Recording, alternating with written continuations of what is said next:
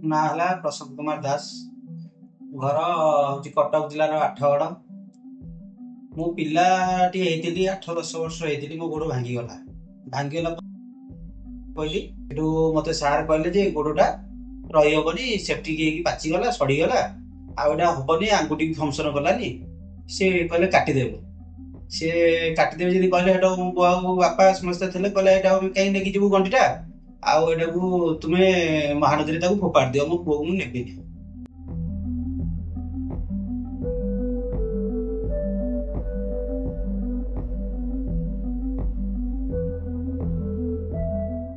ଘରକୁ ଗଲା ପରେ ପ୍ରାୟ ମତେ ହେଇଥିଲା 10 ବର୍ଷ ହେଇଥିଲା। ବର୍ତ୍ତମାନ ଆସିକି ମତେ 45 ବର୍ଷ ହେଇଗଲାଣି। ତା ଭିତରେ ମୋ ଗୋଡଟା ବଢିଲାନି। ସେ ଯୋଉ ଗୁଡା ସଢି ଯାଇଥିଲା, ସେ ନର୍ଭ ଗୁଡାକ, ସେ ଲାଗି ଏ ଗୋଡଟା ବଢିଲାନି, ଏ ଗୋଡ ବଢିଲା।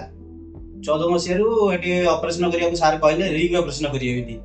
ସେଠି ସାର୍ ଯଦି କହିଲେ, ସେଠୁ କହିଲେ ଯେ ରିଙ୍ଗ ଅପରେସନ ହବ, କିନ୍ତୁ ଆମେ ଗ୍ୟାରେଣ୍ଟି ଦେଇପାରୁନୁ।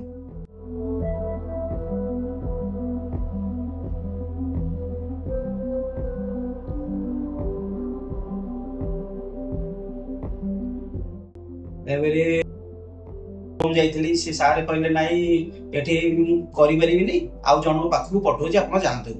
ସେଇ ଆମର ଶକ୍ତି ସ୍ୱରୂପ ସାର୍ଙ୍କ ପାଖକୁ ପଠେଇଲେ ଭୁବନେଶ୍ୱର। ସାର୍ ଦେଖା କଲି। ଏଠୁ ସାର୍ ମତେ 2-3 ମାସ ଦେଖିକି ମୋର ଏଇ ହାଡ ଗୁଡା ସବୁ, ଯୋଉ ଗୋଇଠିଟା ତଳେ ଲାଗୁନଥିଲା, ସେ ଗୋଇଠି ଗୁଡାକ, ନର୍ଭ ଗୁଡା, ହାଡ ଆଉ ନର୍ଭ ସବୁ ୱିକ୍ ହେଇଯାଇଥିଲା। ସାର୍ ଦେଖିଲେ, ମେଡିସିନ ଦେଲେ ରିକଭରି ଟିକେ ହେଲା ପାଇଁ।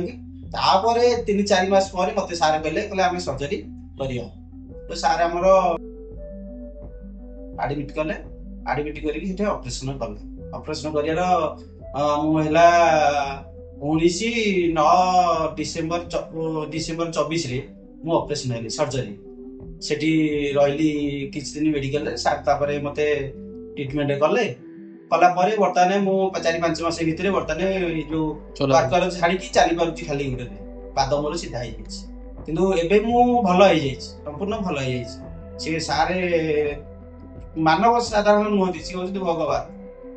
ମୁଁ ପୁରା ଅକର୍ମଣ୍ୟ ହେଇଗଲି ବୋଲି ଭାବୁଥିଲି, କିନ୍ତୁ ସାରଙ୍କର ଏଭଳିଆ ହାତ ଆଉ ତାଙ୍କର ଇଏ ସାହାଯ୍ୟ ଦୋଷରୁ ମୁଁ ଆଜି ପାଦରେ ଚାଲି ପାରିଛି।